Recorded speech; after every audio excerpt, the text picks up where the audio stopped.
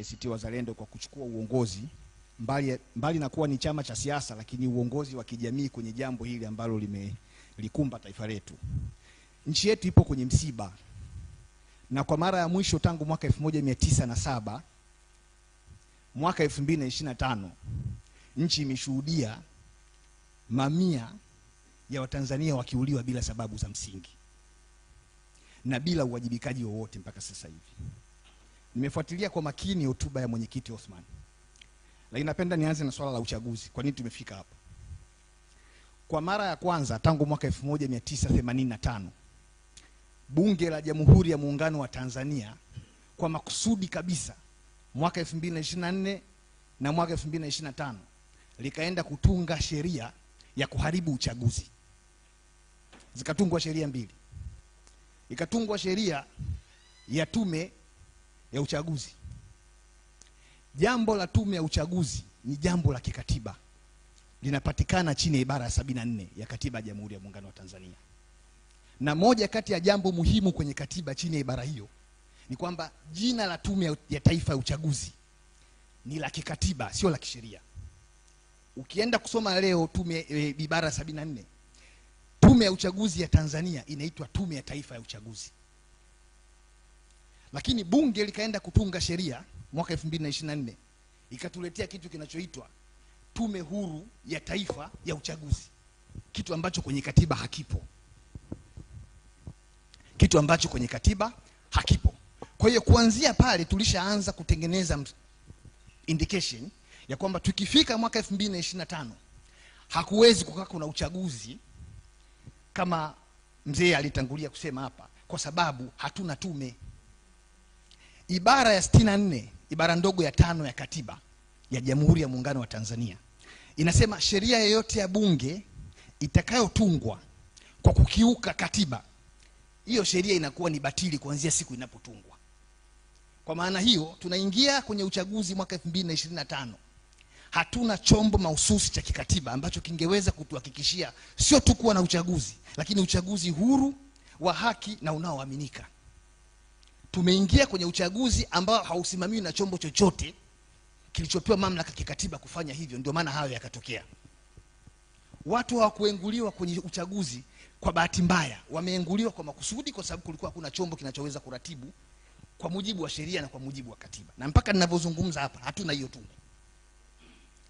Naomba nihame hapa swala la mauaji, kwa sababu hili swala linadogoshwa sana, linaitwa vurugu.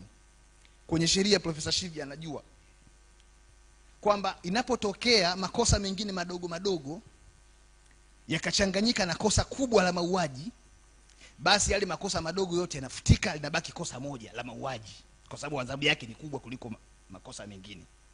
Tunapo address jambo hili la tarehe 29 Oktoba na siku chache zilizofuata baada ya hapo, hatupaswi kuzungumza kwamba kuna vurugu zilitokea. Tuzungumze kwa uwazi kwamba kuna mauaji yalitokea na sio vurugu. Kuzungumza vurugu maana yake ni kudogosha kilichotokea. Tumepoteza roho za watu.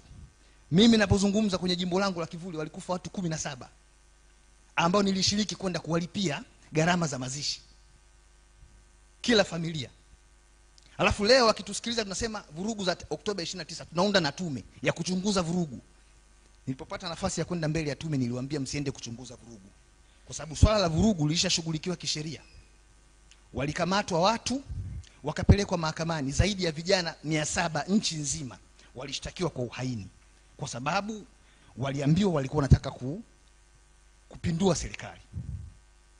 Na baada ya kupelekwa mahakamani, uhaini ndio kosa pekee linalotajwa kwenye katiba ya Tanzania chini ya ibara 28 ibara ndogo ya 4. Tukatumia kitu hata ambacho hakipo kwenye sheria popote duniani, kitu kinachoitwa 4R. Tukapoka mamlaka ya DPP, wakasamehewa wale watu, wakaenda nyumbani, ingawa walitaka kupindua serikali. Na kwenye jaribio la kupindua serikali ndio tukapata madhara ya kupoteza ndugu zetu zaidi ya 518 kwa mujibu wa hotuba ya Jaji Chande. Sasa leo tunapokuja kuambiwa kwenye hotuba ya Jaji Chande kwamba moja ya mapendekezo ni kuunda tume ya kupeleleza yale yaliyotokea ili watu wawajibike kijinai. Wanawajibikaje watu kijinai kwa kutumia hiyo tume itakayoundwa wakati tayari watu walishapelekwa mahakamani na ushahidi upo? Manake mtu hawezi kupelekwa mahakamani kwa mujibu wa sheria zetu kama polisi hawajafanya kazi yao ya upelelezi kupitia ofisi ya mkurugenzi wa upelelezi wa makosa ya jinai, lakini kama mkurugenzi wa mashtaka hajaridhika ule upelelezi unajitosheleza kutengeneza kesi. Sasa mimi naamini kwa kuwa tulishakwenda mahakamani tukawashtaki watu kwa uhaini, maana yake upelelezi ulishakamilika. Leo kuja na mapendekezo ya kuunda tena tume ya kupeleleza ni kuwatukana Watanzania ambao wamepoteza ndugu zao. Lakini siwezi kuondoka hapa bila kumpongeza Jaji Chande. Kuna mahala amesema ukweli kabisa na watu hawamuelewi. Kasema hivi, yale jaribio la mapinduzi lilipangwa, liliratibiwa na lilitekelezwa. Lilifadhiliwa na likatekelezwa. Ingawa mwisho wa siku hakusema waliopanga ni kina nani, waliofadhili na waliojaribu kutekeleza ni akina nani. Sasa ukitaka kujua waliofanya vile ni nani, rudi kwenye matukio ya mwaka mmoja kabla ya uchaguzi na siku chache kabla ya uchaguzi. Jeshi la Ulinzi la Wananchi wa Tanzania liliambiwa lijiandae. Lijiandae sijui kufanya nini wakati nchi ilikuwa ingii kwenye vita. Tukio la uchaguzi ni tukio la kijamii linalowapa watu haki yao kuchagua viongozi, sio vita ambayo inahitaji jeshi lijiandae, lakini jeshi likajiandaa. Pamoja na kujiandaa, jeshi lilishindwa kujua watu walikuwa wanafanya mafunzo ya kupindua serikali mita 10 kutoka kwenye kituo cha polisi. Jeshi lilishindwa. Utamlaumu rais kwa kosa gani? Kaambia wajiandae. Yaani rais tena ndo akachukua bunduki aende akasake wale watu? Haiwezekani. Kawaambia jiandaeni, wamejiandaa, lakini mwisho wa siku tunakuja kuona yaliyotokea.